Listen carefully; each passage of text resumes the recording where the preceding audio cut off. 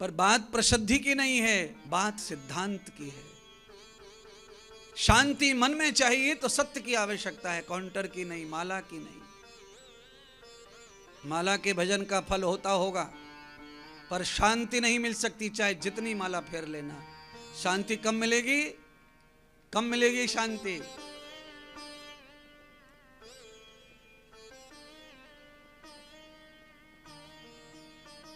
कि कर का मन का छोड़ दें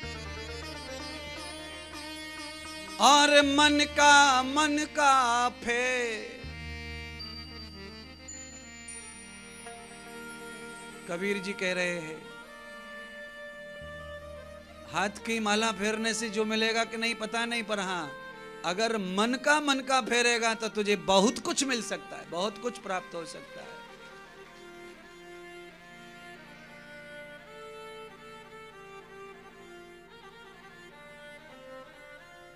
इसीलिए हमारे ब्रह्म ऋषियों ने माता देवहूति को महर्षि कपिल मुनि ने आत्मज्ञान दिया तो सबसे पहले कहा, मां अपने इस चंचल मन को शांत करो।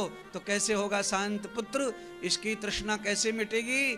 तो कहा भजन करो, भजन करो, भजन करो, भजन करो। तो भजन कैसे करें? तो कहा जीवा न हिले, आंखें न खुले, ऐसे भजन करो।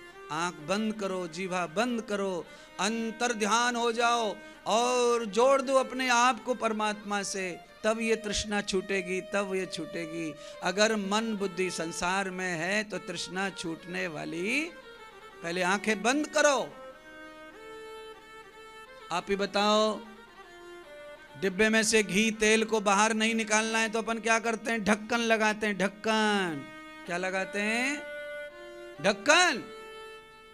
अगर आपने ढक्कन कस दिया तो डिब्बा उल्टा भी हो गया, उल्टा भी हो गया, उल्टा भी हो गया, तो भी घी नहीं निकलेगा, तेल नहीं निकलेगा, पानी नहीं निकलेगा।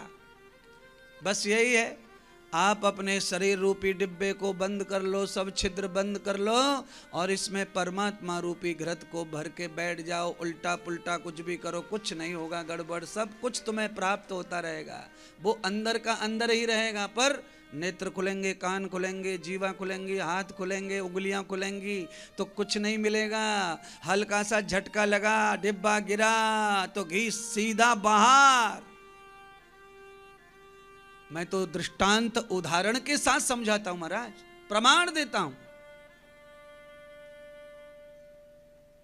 शांति नहीं मिल रही है ऋषि मुनियों को, भंग हो गई शांति, आनंद भंग हो गया। गए थे आनंद पाने, शांति पाने, पर भंग हो गई शांति और आनंद महाराज। क्यों?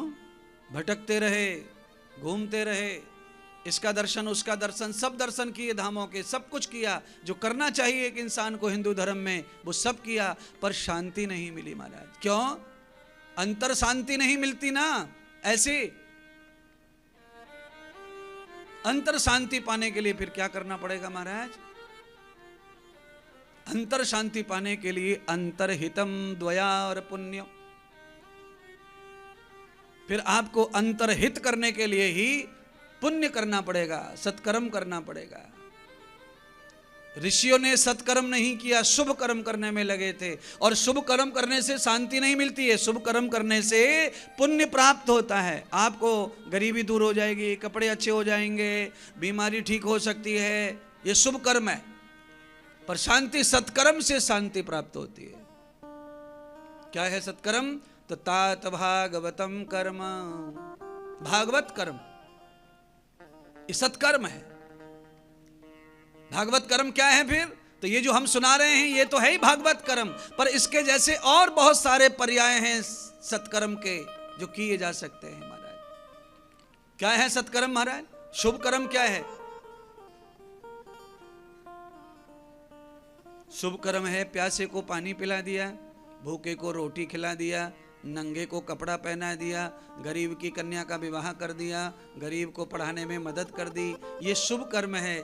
इसका फल क्या मिलेगा? जो आपने किया है वही फल है। बाजरा बोया बाजरा आएगा, खाली ज्यादा आएगा। एक दाना डाला था 50-100 आगे बाल के ऊपर, ज्यादा मिलेगा। जो आपने किया वो ज्यादा मिलेगा। बस ये शुभ कर्म का फल है। और सत्कर्म का फल क्या है? यत् आत्मानं कृतः आत्मानं वसतो आत्मानं भवन्ताम। आत्मा का कल्याण करती है, वो सूक्ष्म शरीर का। मेरा शांति, मेरा कल्याण, मेरा आनंद बढ़ाती है। कौन? ये कथा, ये यज्ञ। यज्ञ जो है ना वो शुभ कर्म नहीं है, सत्कर्म है।